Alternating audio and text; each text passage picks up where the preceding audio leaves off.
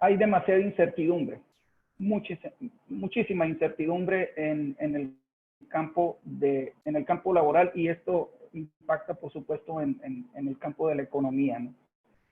De tal manera que de por sí un evento como este resulta significativo estudiarlo, socializar ese conocimiento en condiciones normales. Bueno, pues ahora en época de pandemia se vuelve todavía más crítico, ¿sí? El tema de la salud ocupacional, de la salud laboral, de la seguridad de higiene, no queda exento como el resto de los temas dentro de la actividad industrial que han sido afectados y que están exigiendo un cambio en la forma en que solucionamos las problemáticas a partir de la pandemia. Si bien para esas disciplinas pues existen un conjunto de herramientas y resolvíamos en su momento las necesidades ya con una serie de técnicas y metodologías, bueno, esas siguen siendo vigentes. Ahora, lo que está sucediendo es que la manera en que resolvemos los problemas, ¿sí?, es distinta. Hay una mayor exigencia en cuanto a eficiencia, a productividad, a calidad, y específicamente al tema de innovación. Bien, inicio mi charla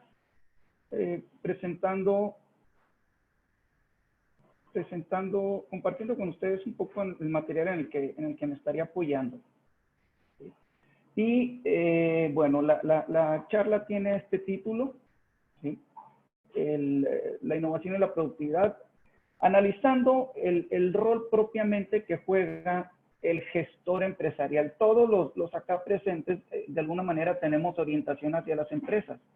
Independientemente de la disciplina, yo asumo que acá hay desde perfiles de las ciencias sociales hasta las ciencias duras, las ciencias de ingeniería, pero invariablemente todos los perfiles, absolutamente todos, estamos en una situación en la que nuestro rol es convertirnos en agentes de cambio, de tal manera que les voy a pedir que entren a Menti, si es posible, si tienen el acceso a algunos de ustedes, ojalá y la mayoría, ¿sí? Y me ayuden a responder un poco esta pequeña encuesta que les he requerido. Es esta página que vemos en pantalla, Menti, y el código es 817142. Si ustedes son tan amables y me hacen ese grandísimo favor, ¿sí? Y por ahí les pido que escojan una de las respuestas, ¿okay? ¿Sigo en línea? Perdón. Sí, ¿verdad? Si me hacen el favor, y yo acá voy a monitorear cómo se nos está desempeñando. Muy bien. Ok.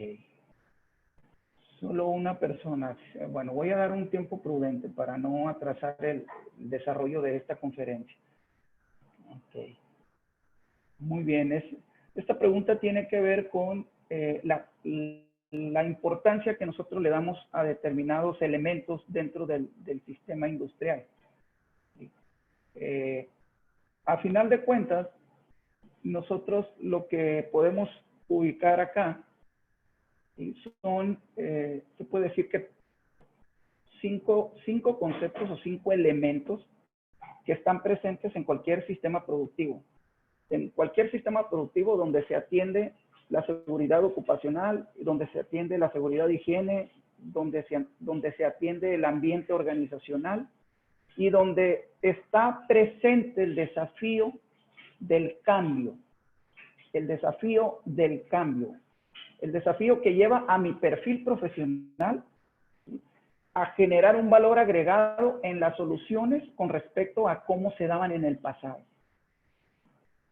Y bueno, vemos por ahí que consideran que la productividad y la innovación es de los temas más, o de los indicadores más importantes en un sistema productivo. ¿Sí? Perfecto. Muy bien. Bueno, va a haber oportunidad de que al final podamos concluir si hay una jerarquía, si hay una relevancia de alguno de estos conceptos ¿sí? Con respecto a los otros 4 que por ahí estamos tratando de asociar. Muy bien. Regreso entonces a la presentación mientras ustedes me hacen ese favor de responder acá en Menti y luego retomamos este comportamiento, ¿no? Ok. Les decía, el tema tiene que ver con cuál es el papel, cuál es la función que juega el gestor empresarial. Y de entrada identificamos que la función del gestor empresarial, independientemente del perfil disciplinario, simplemente el hecho de ser una persona que toma decisiones en un organismo empresarial, ¿sí? Le lleva a identificar cómo tiene que planear, dirigir, organizar y controlar los sistemas, los procesos, ¿sí? A través de los cuales esos sistemas se desarrollan, las personas que son parte de esos procesos y las estructuras que dan soporte a los procesos y al sistema mismo. Entonces aquí vemos 4 elementos que desde la perspectiva de la gestoría empresarial son los que tiene que visualizar el profesional de determinada disciplina. Bueno, eso de alguna manera nos lleva a identificar una cultura organizacional, ¿sí? A partir de esa cultura organizacional, pues tenemos la oportunidad de derivar una cultura innovadora. Y esa cultura innovadora nos va a llevar a un nivel de competitividad, siempre y cuando estemos cuidando un indicador que se llama productividad. ¿Sí? El generar cultura innovadora, bueno, pues también implica el poseer un conjunto de habilidades que estén alineadas a eso, precisamente, ¿sí? Habilidades innovadoras. Un poco de este esquema es lo que vamos a conversar en esta ocasión. Y miren, voy a retomar un hecho histórico.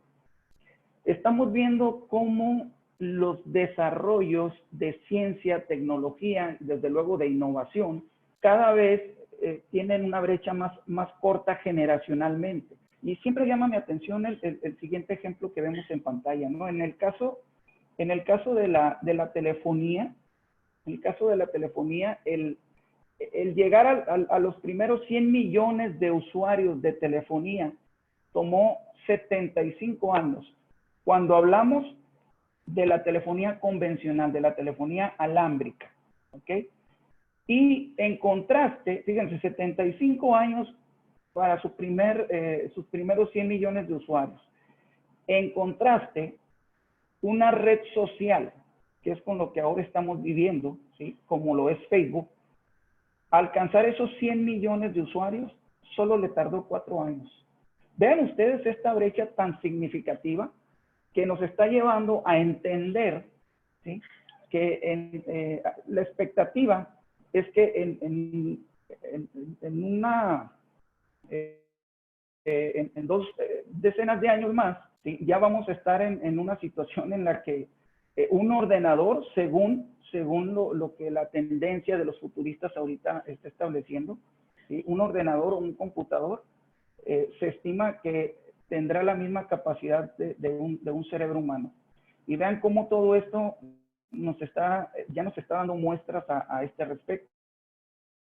El tema de la inteligencia artificial, por ejemplo, que es una de las tendencias de la transformación tecnológica digital, ¿sí? El último ejemplo, el más sonado, es el que se anunció hace cerca de 2 semanas por uno de los futuristas y de los innovadores y emprendedores más exitosos a nivel mundial, un ícono, ¿sí? De nombre Elon Musk. Elon Musk experimenta una serie de innovaciones, ¿sí? Juega con el tema de la innovación y entre esas aportaciones pues está el haber diseñado un chip que insertan en el cerebro de un cerdo, ya manera de experimentación. Y que, bueno, genera una conexión en cuanto a identificar el comportamiento del cerdo. A fin de cuentas, el ejercicio lo están haciendo en animales, el proyecto se llama Neurolink. ¿Okay? Están experimentando en animales, pero esto no falta mucho para que ya se esté haciendo con humanos. ¿Okay? No a nivel de insertarle un chip en el cerebro, no a nivel invasivo, pero sí bajo una técnica que permita conocer un poco más del comportamiento neuronal del ser humano. Este tipo de retos lo que nos hacen ver es que la brecha digital, la brecha tecnológica generacional cada vez es más corta. Y a su vez esto tiene una relación directa con algo que por allá en los años 70, el fundador de Intel, ¿sí?, de apellido Moore, expresó, era un futurista también. Y dentro de su expresión, él dijo, bueno, cada 2 años se va a duplicar el procesamiento, la capacidad de procesamiento que tienen los ordenadores o los computadores. Y efectivamente, eso se quedó en la historia como la denominada ley de Moore. ¿Qué nos dice esto? Bueno, que cada vez el desarrollo tecnológico es más rápido y que además eso nos genera una mayor eficiencia en el uso de la tecnología y a su vez nos lleva a una reducción de los costos en la producción de la misma. Entonces, este tipo de desafíos ya están presentes. ¿Y qué es lo que está haciendo? Bueno, está obligando al factor humano a que cada vez tenga la capacidad de reaccionar y de adaptarse al cambio, de generar ese cambio, ¿sí?, para resolver las distintas necesidades. Esta situación nos lleva a identificar, por ejemplo, el concepto de nanotecnología. Ahora mismo, dentro de Intel, ustedes saben el concepto de nanotecnología, pues son 9 dimensiones para medir la forma, el tamaño de un elemento físico. ¿Okay? En cuestiones de una novena parte de millón. Pues resulta ser que ahorita los elementos, los dispositivos que está utilizando Intel ya van en 7 nanómetros. Es decir, están a 2 de llegar a la mínima expresión de manejar un componente. Y aún así, con 7 nanómetros, los expertos, los ingenieros en materiales y los diseñadores, ¿sí?, igual los manufactureros, afirman que manejar ese componente es tan pequeño, pero tan pequeño que es muy complicado darle un manejo manual. ¿A qué nos lleva esto? Bueno, que cada vez los productos tecnológicos van a ser más compactos, más funcionales, más económicos de producir, por lo tanto en el mercado también se van a volver más económicos y consecuentemente van a ser más fáciles de tener acceso a ellos, ¿no?, por parte de la población. La realidad nos dice que hasta este momento estamos en un escenario, como afirmaba el doctor G, de gran incertidumbre. Es un escenario de gran volatilidad, es un escenario incierto. ¿Por qué razón? Bueno, porque llegó un virus, llegó una pandemia que no sabemos en qué momento vaya a terminar. Si bien se están mitigando los impactos, en realidad todavía no tenemos una solución. Decía el doctor Gea que posiblemente la vacuna hasta el próximo año esté lista. Bueno, es probable. Y es probable que una vez que se tenga, la experimentación nos diga que todavía le falta. El asunto aquí es que el futuro es incierto, pero tenemos una gran ventaja. Sí, aun cuando sea incierto, las organizaciones lo pueden construir. Nosotros, como parte de una organización, podemos gestionar dentro de una empresa el futuro que deseamos tener para la misma. Dentro de un escenario de complejidad, dentro de un escenario de ambigüedad, porque hay demasiada información que necesitamos filtrar para poder obtener aquella que realmente tiene utilidad para mis intereses empresariales, ¿no? La pregunta clave aquí es: ¿cuál es el modelo que debo seguir para el propósito de tener una empresa que sea productiva y que consecuentemente me lleve a un nivel elevado de competitividad? Esto a su vez, dejo la pregunta en el aire, porque esto a su vez nos hace analizar cómo esta evolución, insisto, cada vez es más acelerada. Vean ustedes la brecha que se ha dado a partir de la evolución o la revolución industrial, desde la primera generación hasta la cuarta, que es la que estamos viviendo. Entre la primera generación, que fue cuando se utilizó el vapor como energía, ¿sí?, hasta la segunda generación, que fue la producción en masa, ¿sí?, el masificar, ya pasar del trabajo artesanal al trabajo industrializado, llevó cerca de 110, 115 años. Fue una brecha muy larga. Eso implica que no hubo desarrollo tecnológico tan rápido como lo fue de la 2 a la 3. ¿Sí? Pasar de la producción en masa, pasar de la utilización de la energía eléctrica como una fuente de poder, a pasar a la etapa en la que ya se utilizaba la robótica, ¿sí?, la automatización, que fue la industria 3.0, pues ahí pasaron pasaron alrededor de entre 90 y 100 años en promedio, ¿sí?, una brecha más corta. Pero miren qué interesante. Pasar de la 3.0, es decir, pasar de la automatización, del uso de los computadores, del uso de la robótica, a la generación que ahora mismo estamos viviendo, ¿sí?, denominada Industria 4.0, donde la inteligencia artificial es la base, ¿sí?, a través de las diferentes herramientas que aportan para la industria, solo llevó un promedio de entre 15 y 20 años.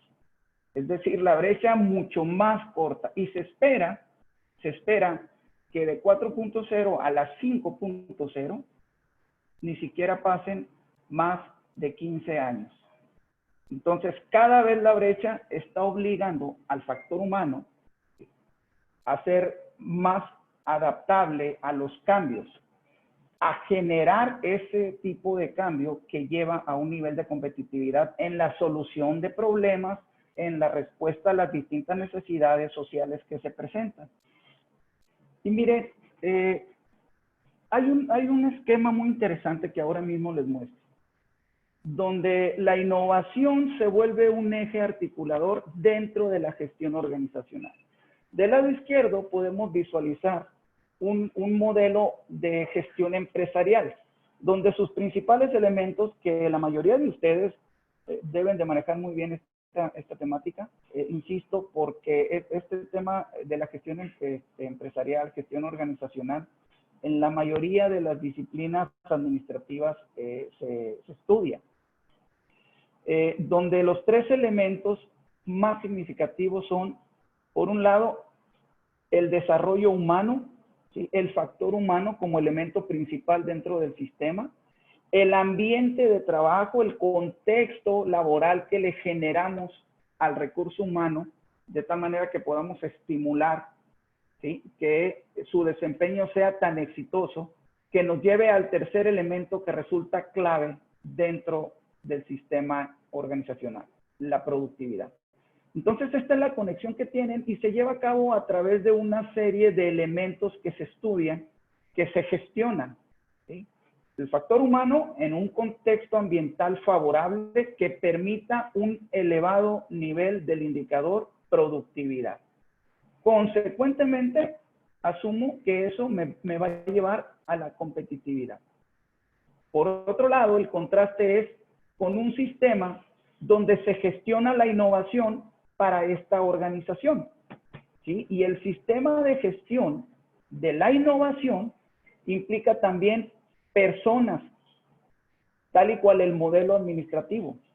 Implica también una estructura que apoye a las personas que tienen ese potencial creativo, ese potencial de generar innovación. ¿Sí? Entonces, para innovar es muy importante estos dos elementos. Las personas, que son las que aportan el conocimiento, son las que generan las ideas que se potencian en innovación, y la estructura que permite dar el soporte para que eso se lleve a cabo. Desde luego, esta combinación al igual que en el sistema administrativo que me lleva a un indicador que se llama productividad, bueno, esta combinación, cuando gestionamos la innovación en una organización, pues también me lleva a un conjunto de indicadores. ¿Cuáles son esos indicadores? Más adelante vamos a ver 2 o 3 de ellos a manera de ilustración, pero ahora les puedo mencionar. Puede ser el número de nuevos productos que se generen en el mercado por parte de esta empresa. ¿Sí? Puede ser el número de ideas que se generen como especie de inventario, de las cuales yo esté filtrando o analizando de tal manera que esté potenciando la innovación. Inclusive puede ser hasta el número de patentes que la organización registra como propiedad intelectual. Entonces pueden ser un conjunto de indicadores los que se identifican cuando gestionamos la innovación dentro de una organización. Pero vean ustedes cómo están directamente ligados, ¿sí? Aquí hablamos de cultura organizacional, ¿sí? Donde se define la misión, la visión, la política organizacional, ¿sí? Los objetivos organizacionales. Y acá hablamos de la innovación como cultura, ¿sí? La innovación que a final de cuentas va a venir a respaldar la competitividad y la productividad de la organización para la que estamos trabajando. ¿Ok? Bien. A partir de este esquema, entendemos que hay un comportamiento. Les decía, el tema de la cultura organizacional y el tema de la cultura de la innovación implican el comportamiento de las personas. Y, bueno, hay una teoría que en 1953, dos científicos, de apellido, uno de ellos, Crick, se me fue el nombre del otro investigador, del otro científico. Estos científicos determinaron el genoma humano, identificaron el ADN como la característica que define a cada uno de los seres humanos, que los hace diferentes entre sí. Cuando descubrieron este código genético, entendieron que ninguna persona es igual a otra, que hay una cantidad de características que nos hacen diferentes, aún perteneciendo a la misma familia. E hicieron una analogía muy interesante, ¿sí? Donde compararon el genoma humano con el genoma organizacional. Y decían, bueno, si en el humano la célula, ¿sí?, es el elemento que contiene la información que permite el comportamiento del mismo, ¿sí?, del comportamiento del ser, pues en las organizaciones también. La célula hace función al organismo, a la empresa, a la institución, en la cual hay un conjunto de recursos humanos. Luego, dentro de la célula existen los cromosomas. Bueno, el cromosoma contiene cierta información genética, de tal manera que, haciendo la analogía con la empresa, nos encontramos que dentro de la empresa, dentro de la organización, bueno, pues hay un conjunto de áreas, unidades de negocio o procesos. Hay un conjunto de equipos multidisciplinarios, hay un conjunto de perfiles profesionales, hay un conjunto de perfiles con competencias específicas. Estos perfiles pueden llegar a integrarse de manera que hagan sinergia y trabajen en equipos multidisciplinarios, etc. Y a su vez, el cromosoma contiene algo que se llama gen, ¿sí? El gen. Cada cromosoma contiene un gen. Hay una cantidad de cromosomas dentro de la célula. Es decir, dentro de la empresa, siguiendo con la analogía, dentro de cada uno de los diferentes procesos, áreas, funciones, unidades de negocio o equipos de trabajo, pues hay un conjunto de características que los distinguen, ¿no? Hay diversidad de pensamiento, hay diversidad en las habilidades que poseen, hay diversidad en el conocimiento si hablamos de equipos multidisciplinarios, hay diferenciación en cuanto a actitudes, ¿sí?, en cuanto a los hábitos. Y bueno, eso de alguna manera es un elemento que resulta significativo para el comportamiento de la empresa. ¿sí? Para la ruta que la empresa está decidiendo seguir. Y finalmente nos dice que dentro del gen se contiene el ADN, el ácido desoxirribonucleico denominado. Y el ADN, ¿qué es? Bueno, pues es precisamente donde está la información que me hace diferente al resto de los seres humanos. Igual, en la analogía que lo que podemos apreciar es que en el ADN organizacional existe una cultura que es distinta a la del resto de las organizaciones. Que hay una estrategia o un conjunto de estrategias dentro de mi organización que me hace distinto al resto de las organizaciones en el mercado. Que hay un estilo de dirección que también me distingue del resto de las empresas. Y que hay una serie de procesos que desarrollamos que también marca una diferencia. ¿A qué voy con esto? Bueno, a que este ADN organizacional me define del resto de las empresas, pero también desde la perspectiva de la innovación me define cómo me voy a comportar. Y el ejemplo es muy claro. Retomo, el caso de Elon Musk o el caso de Google, el caso de Amazon. Fíjense ustedes cómo los perfiles del gestor empresarial, en este caso el dueño de esas unidades de negocio o el dueño de esas empresas, cómo se distingue desde el enfoque de la innovación del resto de las organizaciones.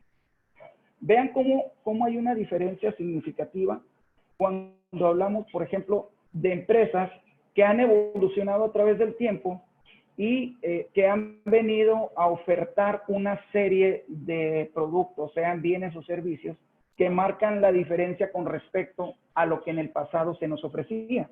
Y ejemplos hay muchos, Está propiamente el tema de Uber. ¿Qué sucede con Uber? Bueno, pues lo convencional es un conjunto de taxis que ofrecen un servicio de transporte público, ¿sí? En determinadas condiciones, y de repente se crea una organización, ¿sí? con intereses muy privados, ¿sí? Donde el dueño ni siquiera es propietario, el dueño de la marca, en este caso de Uber, ni siquiera es propietario de los automóviles, pero bueno, a partir de un modelo de negocio, genera un servicio que es altamente consumido, ¿sí? Que es altamente consumible. Un servicio que muchos preferimos por las características diferenciadoras que nos está ofreciendo.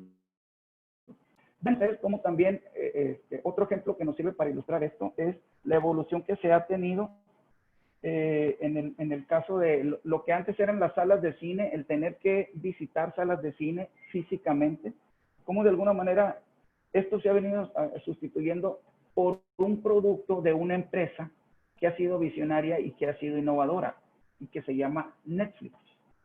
Entonces, ejemplos como esos hay muchísimos que podemos identificar y que podemos estar midiendo para propósitos de tomar como un referente de ese cambio tecnológico al que nos está llevando la necesidad de ser competitivos, pero que tienen como base dos componentes. Primero, el de la innovación y segundo, el de la productividad. Entonces, a partir de esto, miren qué interesante se vuelve, porque a partir de identificar el ADN organizacional, pues también es posible identificar, ¿sí?, qué función es la que se va siguiendo. Les decía, a partir de la genética organizacional se determinan los principios, los valores, la misión, la visión y las políticas que forman la base de esa empresa, que forman la base de esa unidad de negocio. Consecuentemente, se identifica el direccionamiento estratégico, o sea, qué marco de estrategias es el que se van a establecer para propósitos de llegar a los objetivos que son de interés para la empresa. Una vez que se identifica la estrategia, entonces es cuando se genera la estructura. ¿Qué nos dice esto? Bueno, que primero se determina la estrategia, primero se construye un marco estratégico y luego se identifican los elementos, la estructura con la cual esa estrategia va a poder llevarse a cabo. Luego se diseñan los procesos en los que propiamente ya participa, obviamente los procesos con los que se lleva a cabo la estructura y en los que participa el recurso humano, en pro de alcanzar esos objetivos estratégicos que se han fijado por parte de la empresa. Y todo esto se da en un marco de aprendizaje que está compuesto por un conjunto de competencias humanas, ¿sí? Y también de capacidades innovadoras que poseen las personas y que se vuelve un capital dentro de la empresa. Este principio resulta básico porque nos lleva a entender que las tendencias en las organizaciones y las personas, pues nos da dos escenarios que son complementarios, ¿no? Por un lado, la empresa está buscando una transformación, es decir, pasar a un escenario, pasar a un contexto donde el nivel de competitividad sea mayor, donde el mercado crezca, donde el recurso humano genere mayor valor dentro de la misma. Entonces, esto nos lleva a buscar empresas que de alguna manera, en el propósito de transformarse, ¿sí? Aspiran a colocarse en posiciones altamente competitivas. Esto contrasta con también la visión que se tiene por parte de los líderes que manejan estas empresas y que la tendencia, como lo vemos en la ilustración, la tendencia nos lleva a que pasen a esta etapa de transformación digital, es decir, que adopten o que adapten ese conjunto de herramientas digitales que a final de cuentas son las que nos van a permitir también despegar y nos van a permitir alcanzar altos índices de competitividad. Para poder llegar a esos niveles de competitividad, para poder desarrollar altos índices de productividad y para poder generar innovación al interior de la empresa, yo necesito poseer dos tipos de habilidades, las que se denominan blandas y las duras. Bueno, ¿cuáles son unas y cuáles son otras? Generalmente la clasificación nos dice que las habilidades duras son aquellas que nos formamos en el perfil profesional, que forman parte del perfil disciplinar, aquellas habilidades que son de tipo técnico, que tienen que ver con la carrera, ¿sí? o la actividad profesional en la que yo me formé. Si soy ingeniero, bueno, pues parte de las capacidades o de las habilidades duras, técnicas, disciplinares, son el diseño, por ejemplo, de sistemas de producción, el diseño de estaciones de trabajo de tipo ergonómicas, la medición y optimización de los procesos productivos, la planeación propiamente de la producción, etcétera. Si soy un perfil por el lado de la administración, bueno, pues esto tiene que ver con las habilidades duras relacionadas con la gestión del recurso humano, tiene que ver con las técnicas para gestionar el recurso humano, tiene que ver con lo relacionado a la parte administrativa, si es necesario la parte financiera, la parte contable, herramientas que se utilizan para ello, etc. Y por otro lado están las denominadas blandas. Bueno, esas tienen un perfil un poco distinto y son complementarias, ¿sí? Las blandas tienen que ver más con la formación humana en ese perfil. Y ahorita vamos a ahondar un poco en ellas, ¿no? Pero bueno, lo que el mercado laboral en este momento está demandando de los perfiles profesionales, independientemente de la disciplina técnica en la que se desenvuelvan, es que posean habilidades blandas o habilidades suaves. Inclusive están poniendo en la balanza un mayor peso a este conjunto de habilidades sobre las técnicas. No significa que carezcan de una de las dos, son complementarias, pero puede llegar un perfil con un dominio técnico muy significativo de las distintas herramientas que puede utilizar. Pero si la parte relacionada con las habilidades blandas no está habilitada, ¿sí? Si la parte de las habilidades blandas no está de alguna manera madura en el perfil profesional, pues entonces seguramente la parte técnica no va a ser suficiente. Y por decir, llega un profesionista con muchas habilidades técnicas y a final de cuentas en la entrevista se dan cuenta que carece de habilidades para trabajar en equipo, se dan cuenta que carece de habilidades de comunicación, se dan cuenta que carece de habilidades de razonamiento, se dan cuenta que carece de habilidades de pensamiento crítico y dicen, no, yo prefiero a alguien que tenga este conjunto de habilidades y darle todo el soporte técnico para que se forme aquí conmigo. ¿Sí? ¿Por qué razón? Porque las habilidades blandas ahorita son las que de alguna manera te predisponen a la necesidad de adaptarte a los cambios que el ambiente, que el mercado laboral está exigiendo. Por ejemplo, ¿qué tipo de habilidades blandas son las que el mercado espera? Bueno, espera gente ágil y flexible. ¿A qué se refieren con esto? Bueno, flexible es aquellas personas que son fáciles de adaptarse a entornos, a contextos que generan un cambio. ¿Sí? Dentro de esto está la resiliencia. ¿Qué significa esto? Bueno, pues la capacidad de alguna manera de adaptarse a esos ambientes que no son los más propicios, pero que sin embargo representan un reto, un desafío, que una vez que lo supero, bueno, pues ya estoy generando un valor altamente significativo para mi persona y para la empresa. Requieren perfiles también que sean creativos, ¿sí? Que tengan como base el pensamiento crítico, que tengan la capacidad, la habilidad de trabajar en equipo, de colaborar en red.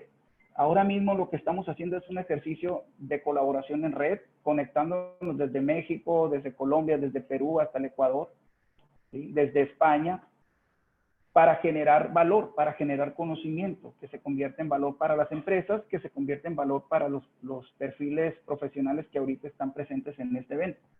Pero sobre todo, que todo ese conjunto de habilidades permitan la capacidad o formen esa capacidad para tomar decisiones y resolver las problemáticas y las diferentes necesidades que se presentan en lo social.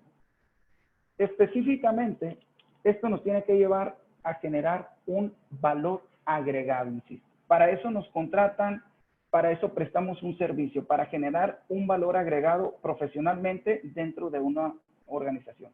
Entonces, una de las responsabilidades del gestor empresarial es precisamente esto, el gestionar este tipo de características en el recurso humano para que esto potencie el valor que generen como empresa. Y entonces, este conjunto de habilidades blandas y duras ya están siendo parte de una tendencia a nivel mundial, ¿sí? Que se denomina por dos tecnicismos, por dos anglicismos que tenemos aquí también ilustrados, ¿no? Uno denominado reskilling y el otro upskilling. Fíjense qué interesante. Esta tendencia, sobre todo en Europa, ya se está generando una especie de... los temas de consultoría, de asesoría empresarial están creciendo mucho por el tema de que reskilling y upskilling son tendencias empresariales que nos están llevando hacia la competitividad. Pero ahorita les explico en qué consiste cada uno de ellos. El tema de la transformación digital pues exige de alguna manera la capacidad creativa, ¿sí? La capacidad de emprendimiento, la capacidad de colaborar en equipo y la capacidad de trabajar con tecnologías de información. Esta tendencia ya está siendo adoptada en muchas empresas a nivel mundial. Bueno, pues resulta que en las condiciones actuales se da una gran necesidad. Tenemos que hacer una reconversión de las habilidades con las que contamos. En otras palabras, adaptarnos a nuevos puestos de trabajo. El ejemplo más claro es el que estamos viviendo ahora desde la perspectiva de la docencia. Sucede que hasta hace unos 6 meses nosotros estábamos asistiendo físicamente a un edificio donde estábamos tomando las clases, estábamos interactuando de manera física cercana con nuestros compañeros de estudio, con los profesores. Utilizábamos la infraestructura de la universidad, los laboratorios, etcétera. Pero bueno, vino esta pandemia y nos obligó a quedarnos en casa, a hacer trabajo desde casa. Y aquí es donde vino la reconversión de esas habilidades. Hubo muchos profesores o hubo muchos estudiantes que en su momento se les dificultó el tema de trabajar desde casa. ¿Por qué razón? Bueno, porque no tenían habilidades sobre tecnologías de información, no sabían de plataformas para trabajar el tema de las clases asincrónicas, ¿sí? Y tampoco sabían de plataformas para trabajar el tema de las clases sincrónicas. Es decir, la parte de la virtualidad y la comunicación remota no estaban en el dominio de la mayoría de los profesores, de los estudiantes, del trabajador común, ¿sí? Que iba a la oficina y que ahora desde casa tiene que resolver las necesidades de la empresa. Entonces vino esta necesidad de adaptarnos al cambio, vino esta necesidad de aprender nuevas cosas, vino esta necesidad de utilizar el conocimiento que ya teníamos de una manera distinta para poder resolver esa necesidad que se presentaba. Este tema del reskilling, insisto, es una tendencia muy interesante, pero también se complementa con otro elemento que son las habilidades complementarias o superiores, ¿no? ¿Qué implica esto? Bueno, pues que sobre esos perfiles que han reconvertido habilidades, que han tenido la capacidad de adaptarse al cambio, ¿sí? Para resolver lo que la empresa requiere, bueno, pues ahora hay que darles una formación complementaria que los lleve a un nivel más elevado de productividad. Y es aquí donde el tema de preparar al recurso humano en las tendencias de la transformación digital resulta relevante. Temas como que conozcan sobre inteligencia artificial, sobre el Internet de las cosas, sobre el concepto de blockchain, sobre el concepto de hiperconectividad, etcétera. Todo esto resulta complementario para los perfiles que ahorita estamos vigentes. ¿Qué significa esto? Bueno, pues que nos estamos enfocando, estamos tendiendo hacia un escenario donde en corto tiempo ya las distintas disciplinas que ahora mismo estamos estudiando no van a ser suficientes. Lo que estamos viendo en muchas carreras en las distintas universidades, pues ya no va a ser suficiente. Eso va a implicar que cada una de esas carreras pues tenga que hacer una reconversión o una adaptación, incorporando estrategias que les permitan formar perfiles más actualizados y más altamente competitivos. Todo esto se da dentro de un marco de aprendizaje organizacional. La misma tendencia del reskilling y el upskilling nos dice que la ventaja competitiva de las organizaciones se va a basar en el aprendizaje social. Es decir, que dentro de la misma organización se gestione que todos aprendamos, que todos generemos esa sinergia para potenciar la innovación dentro de la organización, pero sobre todo para potenciar la competitividad dentro de la organización.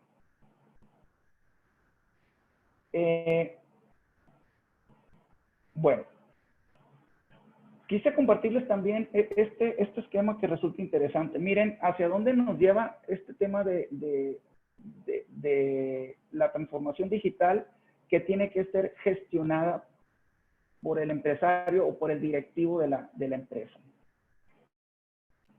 Una de las herramientas de la transformación digital es el manejo de grandes cantidades de datos. Según estudios recientes, este estudio es del 2020, este estudio lo publicaron por ahí como en marzo, abril de 2020. Según este estudio, las tendencias me dicen que en la herramienta del manejo de grandes masas de datos está creciendo en un 89%. Entonces, perfiles que tengan habilidades sobre el manejo del Big Data, pues van a tener una mayor posibilidad de colocarse en un mercado laboral. ¿Sí?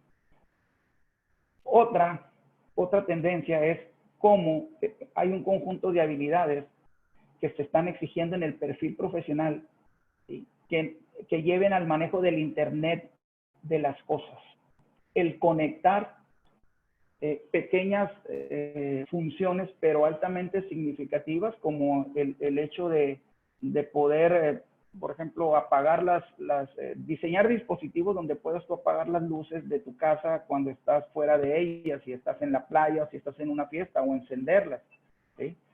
El tema, por ejemplo, que ahora mismo se está trabajando en mi universidad a través del concepto de Internet de las Cosas. Un grupo de estudiantes está diseñando un guante que permite, al saludar con ese guante puesto, permite conocer la temperatura y la presión, la temperatura corporal y la presión arterial que tiene la persona a la que está saludando. Y todo es conectar una serie de sensores a un teléfono celular. ¿Sí? O en su defecto conectarlas a un reloj donde tú lo puedas percibir de manera digital.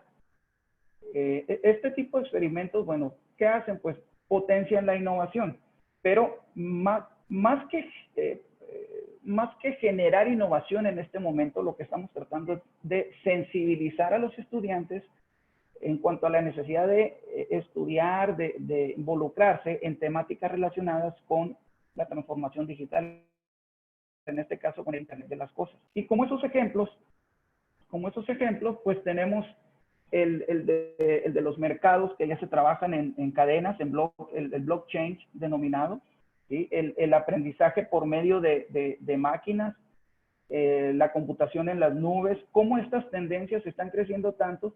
Esos porcentajes lo que me dicen es qué mercado laboral es el que yo me voy a encontrar cuando egrese, ¿sí? En cuanto a las habilidades que debo poseer y que van a ser pertinentes para que yo tenga éxito, para que sea productivo y para que sea competitivo laboralmente. Hay un conjunto de habilidades que se tienen que desarrollar y que para eso, pues estas se relacionan también con otra teoría que se llama el ADN del innovador. Miren, si yo quiero gestionar la innovación en la empresa, yo tengo que formar competencias o tengo que desarrollar un conjunto de competencias en el perfil profesional. Para formar esas competencias, yo necesito desarrollarles habilidades a los profesionistas, sean desde la etapa de estudiante o sea ya como profesional dentro de la empresa. Y 3 investigadores crearon una teoría que se llama el ADN del innovador y que fundamenta 5 habilidades que potencian la innovación cuando se gestiona dentro de la empresa. La primera habilidad tiene que ver con el cuestionamiento, es decir, con preguntarte si las cosas pueden ser diferentes a como en este momento se presentan. Si hay una manera diferente y con mayor valor agregado de solucionar un problema.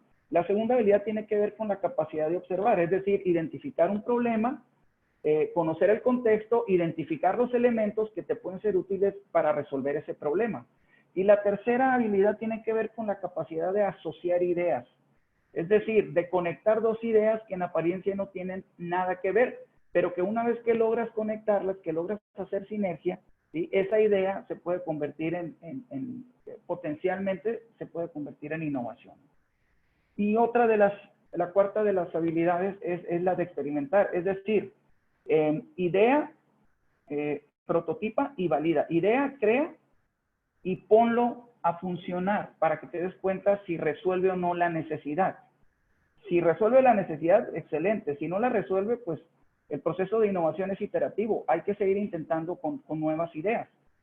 Y un quinto elemento que también es importante en el ADN del innovador para gestionarlo al interior de la empresa es la que tiene que ver con conformar equipos de trabajo, ¿sí? Con hacer red, tal y como sucede en el caso de Google. Google tiene diseñadores que están en un parque en Silicon Valley, en ese momento interactuando con otro diseñador que está en la India u otro diseñador, un tercer diseñador que está en Corea. Y entre los tres, aún en la distancia, están conformando una red donde están diseñando un producto que a final de cuentas se va a convertir en innovación. Entonces, todo esto, insisto, nos lleva a generar una cultura innovadora dentro de la empresa. Esta es la cultura que se tiene que gestionar. Y cuando gestiono la cultura innovadora, estoy hablando de gestionar recursos, procesos y obtener una serie de resultados. ¿Sí? ¿Qué tipo de resultados son los que voy a obtener? Por ejemplo, proyectos, la cantidad de proyectos resultado del conjunto de ideas que propiciaron el recurso humano. Es decir, genero una estrategia para que el recurso humano genere ideas y esas ideas yo las voy abordando, las voy tratando, las voy valorando, las valido y las llevo a la aplicación hasta convertirlas en innovación. Entonces, la cantidad de innovaciones es uno de los principales indicadores con los que yo puedo medir el desempeño y la productividad de mi organización. Muy más rápido por el factor tiempo, ¿no? Que ya entramos a la parte final. Bueno, ¿a qué me va a llevar todo esto? ¿A qué me va a llevar el generar una cultura empresarial y que a partir de esa cultura empresarial genere una cultura innovadora, ¿sí? Que establezca la medición de la productividad con base en la innovación? Pues todo eso me va a llevar a un nivel de competitividad.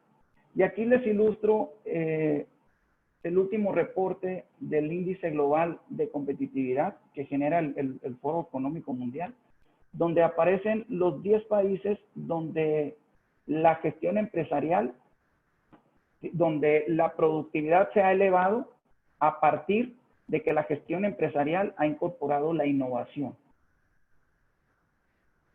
Singapur, que es un país pequeño y que sorprende, pero que ahora se ha convertido en el más competitivo a nivel mundial, por encima de países con gran historia, como lo es, por ejemplo, el de Estados Unidos. ¿Sí?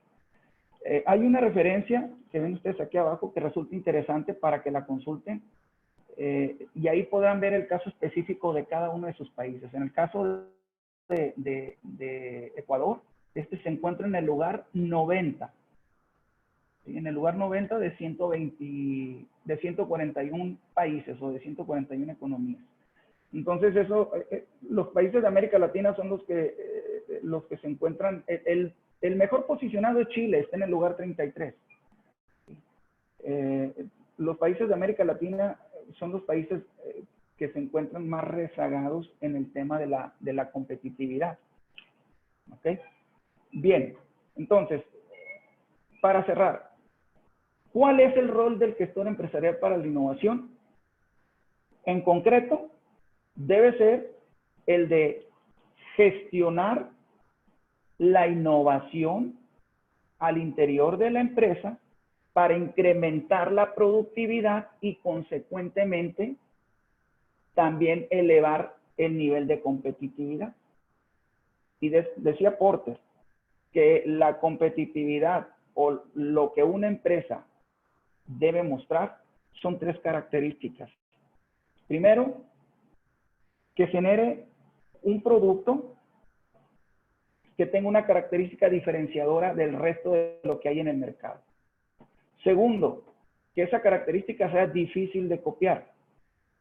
Y tercero, ¿sí?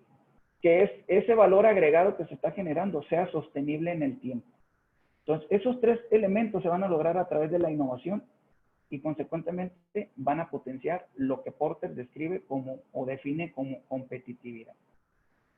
Este es el rol que debe jugar el gestor empresarial. Y bueno, muchas gracias. Concluyo la presentación. Y quedo abierto para si hay preguntas.